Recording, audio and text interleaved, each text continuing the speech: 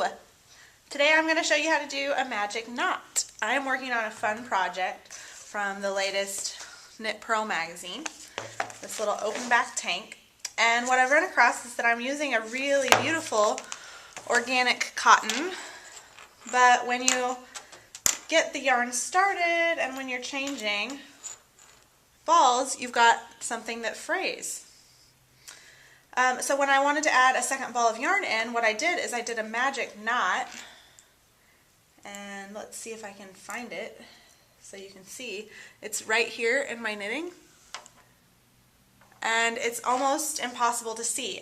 So this works great for summery yarns when you've got something that's kind of slick and you don't want to make it where you can see the tails, or maybe you're afraid it's going to kind of come apart. Something with like a rayon, it also works really nice with. Or sometimes when you come across a pesky knot right in the middle of the skein and you don't want to unknit an entire row to put on a new skein. So I'm going to show you how to do this. In this example, the white yarn is our working yarn, so what we've already got attached to our project. The red is going to show the new yarn, the new ball of yarn you're adding on.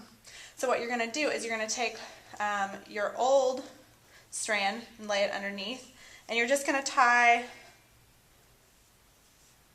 a half knot around there, and then tighten that up pretty good. And then you're going to take the red and do the same around this strand. So you end up with something that looks like that, and then you're going to tighten that knot really tight.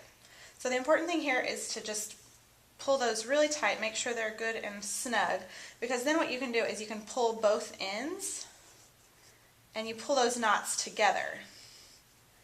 And again, we're going to make sure that this is really, really nice and tight, because this actually is one of the few ways that you can attach where you can trim right up to the knot. So we're not going to have any ends to weave in. What we're going to do is we're going to trim really, really close here.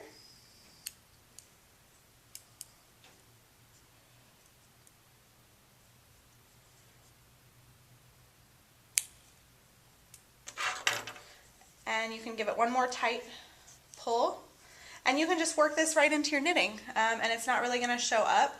If you'd like, you can go back and after you've tightened, you can trim these tails a little tighter. If you're worried about it coming apart, you can always add a little dot of fray check on there, but really I haven't had problems with this technique, and I really love it, especially when I'm working with summer yarns, cottons, linens, rayons, things that the ends don't stay in as well as wool.